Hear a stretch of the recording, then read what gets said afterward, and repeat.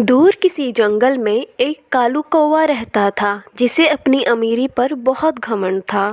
अरे सुंदरी, तुम तो बहुत ही ज्यादा खुशनसीब हो कि तुम्हें मेरे जैसा अमीर पति मिला।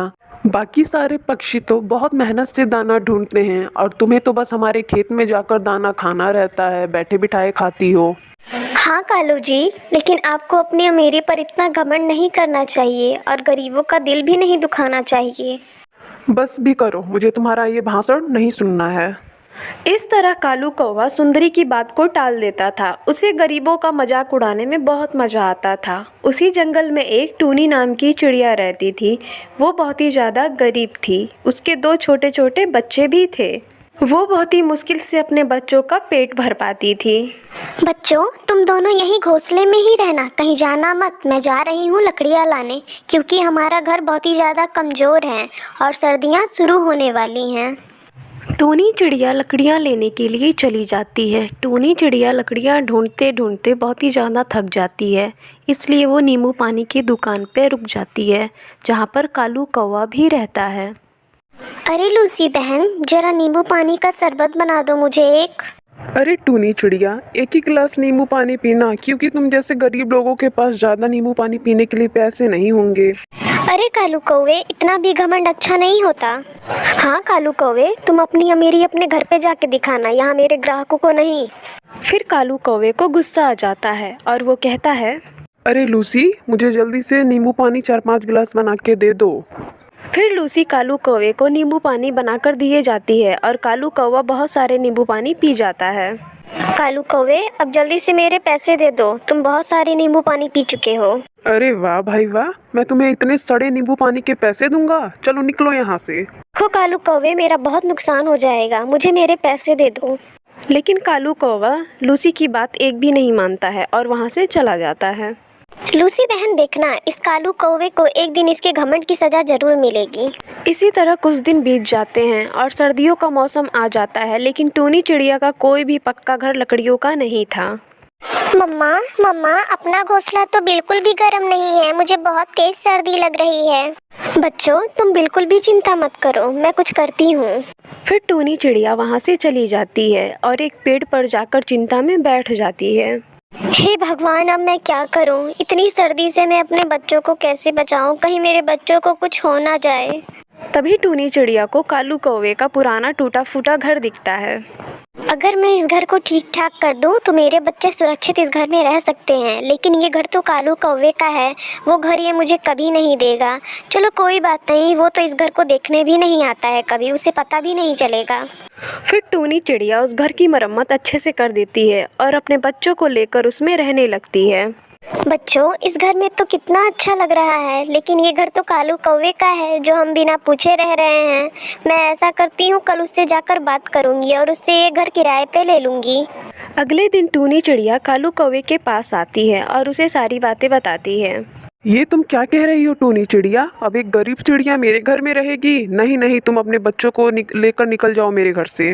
कालू कौवे, मैं तुम्हें उस घर का पूरा किराया दे दूंगी, बस तुम मुझे उस घर से मत निकालो, नहीं तो मेरे बच्चे मर जाएंगे ठंड से। कालू कौवा टूनी चिड़िया की एक भी बात नहीं सुनता है। उसे और उसके बच्चों को उस घर से निकाल देता है, फिर उस घर को तोड़ भी देता है। कालू कौवे, तुमने ये क्या किया? मैं अपने बच्चों को लेकर अब कहाँ जाऊंगी इतनी ठंड में?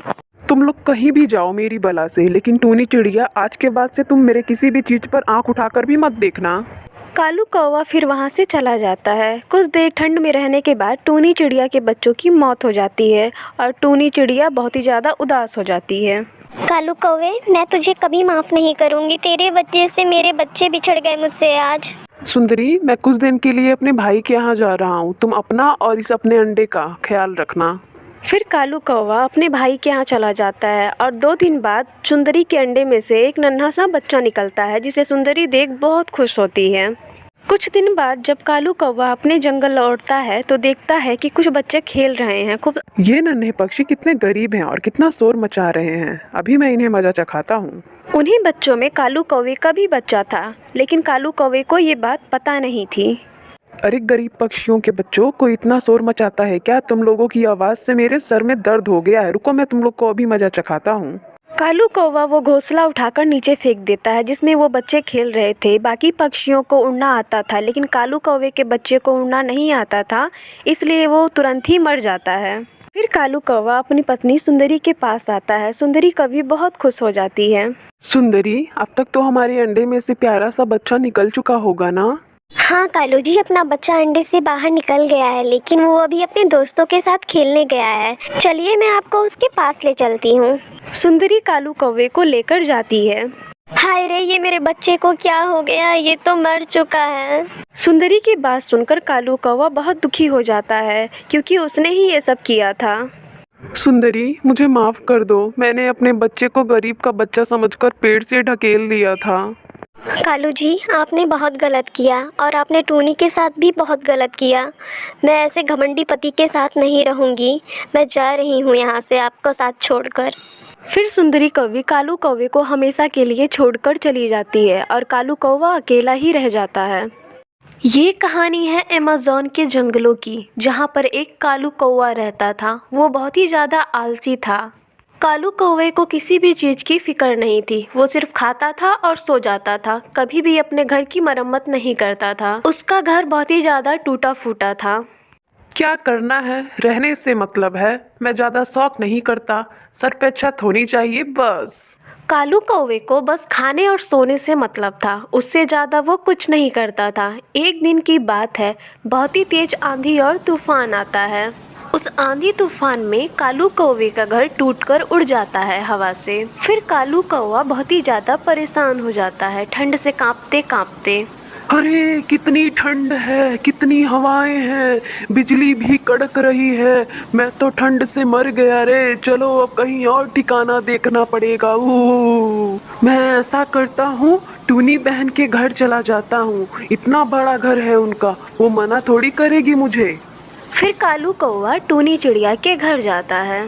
टूनी बहन, दरवाजा खोलो ना, मैं कालू कौवा। कालू भैया जरा रुको, मैं अभी थोड़ा अपने बच्चे को नहला रही हूँ। कितनी ठंड है। थोड़ी देर बाद कालू कौवा टूनी को फिर से आवाज लगाता है। जल्दी दरवाजा खोलो ना टूनी बहन, मैं पूरा भीग गया हूँ, ठंड से कांप रहा हूँ। बस थोड़ा रुक जाओ कालू भैया, मैं अभी आ रही हूँ। बाहर कालू कौवे की हालत बहुत ही ज्यादा खराब थी। वो ठंड से बहुत तेज कांप रहा था। कितनी ठंड है, मेरी तो कुल्फी जम रही है। जल्दी खोलो ना दरवाजा चिड़िया बहन, मैं तुम्हारे बच्चे को नहला दूंगा। हाँ कालू भाई, दरवाजा खोल दिया, अब आ जाओ अंदर। आज बारिश में कैसे आना हुआ? अरे टूनी बहन, ये बारिश कहाँ तूफान है, मेरा तो पूरा घर ही बह गया। मुझे पता था तुम्हारे घर को कुछ नहीं होगा, मैं इसलिए थोड़ी दूर यहाँ रहूंगा और फिर चला जाऊंगा। ठीक है, मैंने अपना घर बहुत ही मजबूत तरीके से बनाया था और आपका घर कमजोर था, इसलिए बह गया। फिर कालू कौवा कांपते हुए कुर्सी पर जाकर बैठ जाता है। अरे रुको रुको कालू भैया, पानी पोंछ कर बैठो कुर्सी पर। ये लो टॉवल, मैं अभी फटाफट नहा कर आती हूँ। हाँ टूनी बहन, तुम अपना काम कर लो, मैं यहीं बैठता हूँ। कालू कौवा पानी पोंछकर इधर उधर देखने लगता है। वो देखता है कि चूल्हे पर कुछ चढ़ा हुआ है। अरे वाह, खीर तो पूरी तैयार है, खुशबू भी बहुत अच्छी आ रही है। थोड़ा चख कर देखता हूँ ये चिड़िया बहन कैसा खीर बनाती है। खीर तो बहुत गर्म है और बहुत ही ज्यादा यम्मी है। खीर खा के तो मजा आ गया, पूरे शरीर में गर्मी आ गई खीर खा के। थोड़ा और खा लेता हूँ, टूनी चिड़िया इतना सारा खीर थोड़ी खा पाएगी। कालू कौवा ऐसे करते करते आधा से ज्यादा खीर खा जाता है। अरे ये तो खीर थोड़ी सी बची है, इसमें टूनी बहन का पेट थोड़ी भरेगा। चलो इसे भी खत्म कर देते हैं। मजा आ गया खीर खा के। चलो मैं थोड़ा सोफे पर आराम कर लेता हूँ। फिर कालू कौवा सारी खीर खत्म करके घोड़े बेचकर सो गया। फिर टूनी चिड़िया नहाकर आ जाती है, देखती है कि कालू कौवा सोया है। अरे ये तो सो गया। अरे ये नीचे क्या गिरा है सफेद, ये तो खीर लग रही है, कहीं ये मेरी खीर तो नहीं? फिर वो अपनी रसोई में जाकर देखती है तो सारी खीर खत्म थी। सत्यानाश हो इस कालू कौवे का, मैंने अपने बच्चे के लिए खीर बनाई थी और ये पूरी खीर चट कर गया। इसे घर में रखा मैंने, वही बहुत बड़ी गलती की मैंने। अभी इसे मजा चखाती हूँ मैं। टूनी चिड़िया बहुत ही ज्यादा गुस्से में थी। वो गरम तवा लेकर आई और कालू कौवे के सर पर मार दिया उसने। आई सर फूट गया, जल गया, जल गया। टूनी बहन ये क्या कर रही हो तुम? नास पीटे कालू कौवे, तूने मेरी खीर खाई। रुक, तुझे और जलाती हूँ मैं, रुक जा तू। आई गलती हो गई, भागो यहाँ से भागो, अब नहीं आऊंगा मैं कभी यहाँ। उस दिन के बाद से कालू कौवा और टूनी चिड़िया में दुश्मनी हो गई और वो लोग एक दूसरे से बात नहीं करते थे।